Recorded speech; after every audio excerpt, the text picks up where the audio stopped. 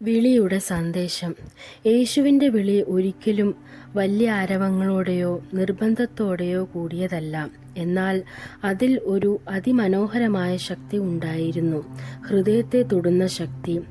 ഉറവിടം: യേശു പരിശുദ്ധരായ പുരോഹിതരെയല്ല, അല്ലെങ്കിൽ തിരുന്യായ വിദ്വാൻമാരെയോ അല്ല വിളിച്ചത്. എന്നാൽ സാമാന്യ തൊഴിലാളികളായ മത്സ്യത്തൊഴിലാളികളെ തിരഞ്ഞെടുത്തു. വിശ്വാസത്തിൻ്റെ പ്രതികരണം: അവർ ഒരക്ഷണം കൂടാതെ, അതിൻ്റെ അർത്ഥമോ വിലയോ കണക്കാക്കാതെ ഉടൻ പ്രതികരിച്ചു. ഇത് നമ്മോടുള്ള ഒരു ഓർമ്മപ്പെടുത്തലാണ്. ദൈവവിളിക്ക് പ്രതികരിക്കുന്നത് വൈകാതെ ചെയ്യണം. നമ്മോടുള്ള സന്ദേശം: ദൈവം ഇന്ന് നമ്മെയും വിളിക്കുന്നു. നിങ്ങളുടെ തൽപരതകളിലും ജീവിതത്തിലെ തിരക്കുകളിലുമാണ് അവൻ്റെ വിളി എത്തുന്നത്.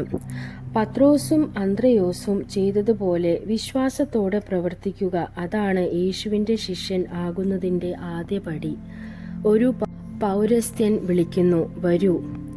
അധ്വാനിക്കുന്നവരും ഭാരം ചുമക്കുന്നവരും ആയുള്ളോരെ, എല്ലാവരും എൻ്റെ അടുക്കൽ വരുവീൻ, ഞാൻ നിങ്ങളെ ആശ്വസിപ്പിക്കും. ഞാൻ സൗമ്യതയും താഴ്മയും ഉള്ളവൻ ആകയാൽ എൻ്റെ നുകം ഏറ്റുകൊണ്ട് എന്നോട് പഠിപ്പീൻ. എന്നാൽ നിങ്ങളുടെ ആത്മാക്കൾക്ക് ആശ്വാസം കണ്ടെത്തും. എൻ്റെ നുകം മൃദുവും എൻ്റെ ചുമട് ലഘുവും ആകുന്നു. ഈ ഭാഗം യേശുവിൻ്റെ ഹൃദയത്തെ ഏറ്റവും നികുത്തറിയുന്ന ഒരു ദീപമായ വിളിയാണ്.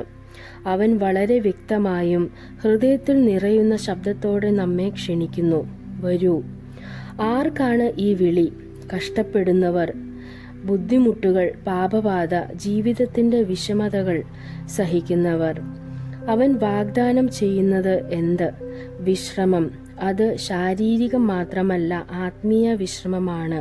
ഹൃദയ സമാധാനം, ദൈവസന്നിധിയിൽ ഉള്ള ഒറ്റപ്പെട്ട നിമിഷങ്ങൾ. നുകവും ഭാരവും എന്ത് സൂചിപ്പിക്കുന്നു? നുകം എന്നത് പരിശീലനം, ശിക്ഷണം എന്നതിൻ്റെ പ്രതീകം. എന്നാൽ യേശുവിൻ്റെ നുകം സൗമ്യമായത് ആണ്, അടിച്ചമർത്തുന്നതല്ല.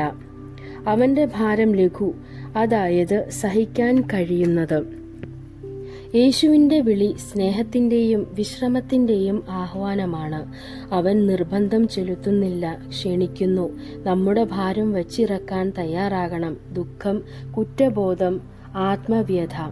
അവനെ സമീപിച്ചാൽ അവൻ ഹൃദയത്തിൽ സമാധാനം നൽകുന്നയാളാണ്. ജീവിതം നമ്മുടെ കഴുത്തിൽ അടിച്ചമർത്തുമ്പോൾ അവൻ്റെ നുകം നമ്മുടെ ഭാരം മാറ്റുന്നു. ദൈവം നിങ്ങളെ അനുഗ്രഹിക്കട്ടെ.